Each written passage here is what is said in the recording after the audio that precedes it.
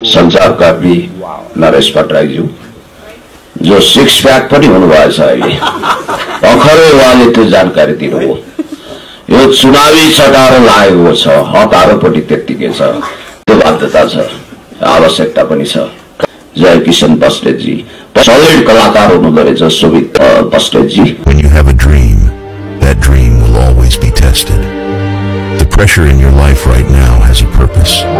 It's not crushing you. It's pushing what's on the inside of you out. It shows you who you really are.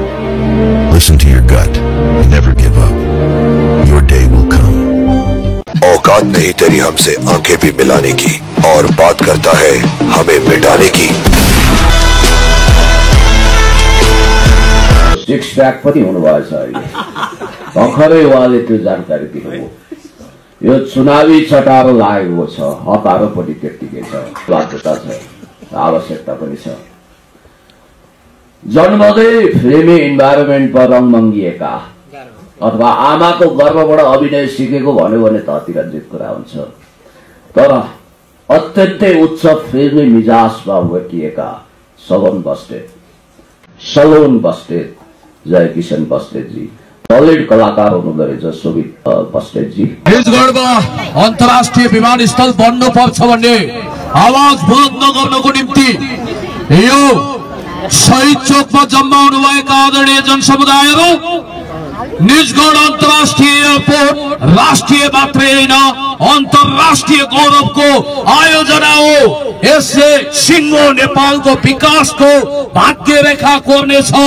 यो नेपालीहरूको एउटा गौरव र समृद्धिको कार्यक्रम हो भनेर यहाँ ऐक्यबद्धता मात्रै होइन आन्दोलनमा भाग लिन आउनुभएका तमाम साथीहरू सबैलाई म हार्दिक अभिवादन गर्न चाहन्छु, स्वागत गर्न चाहन्छु।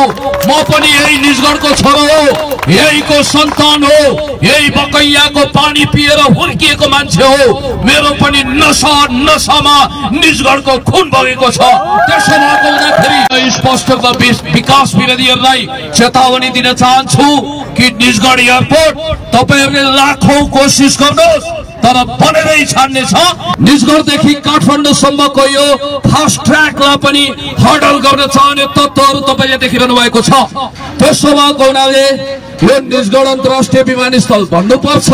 यो समृद्धिको विशेष कार्यक्रम हो र यो विमानस्थल बिना नेपालको विकास र समृद्धि हुन सक्दैन भनेर हातमा हात काँधमा काँध मिलाएर नेपालको आर्थिक सामाजिक राजनीतिक विकासको निम्ति उत्रिनु भएका तमाम निजगढवासीलाई म अभिवादन गर्न चाहन्छु। यो आन्दोलन जारी राख्नुपर्छ। अहिले काठमाडौँमा त्रिभुवन अन्तर्राष्ट्रिय विमानस्थलमा दुई तले बोइङ र एयरबस उत्रिन सक्ने अवस्था छैन साथीहरू। यही बन्नुपर्छ, जसरी पनि बन्नुपर्छ। At any cost, at any rate, केना प्रकारले होइन, जसरी पनि बन्नुपर्छ भन्ने मान्यताका साथ म पुण्य गौतम आफ्नै आवाजहरू राखेर तपाईहरु समक्ष बिदा हुन चाहन्छु। हस्त अभिवादन। अगन थापाजी, आज नभए पनि भोलि अवश्य पनि तपाईँ र म भेटौँला कुनै दिनमा। त्यतिखेर तपाईँ र मेरो टेस्ट हुनेछ। पार्टीले मौका दियो भने म कहाँ चुक्छु त। मैं शराब, सिगरेट और औरत को अपने से दूर रखता हूँ। हमारे काम के लिए जरूरी हो जाता है कि जिस्म तंदुरुस्त रहे और दिमाग चुस्त। मैं ठंडा दूध लूंगा शहद के साथ।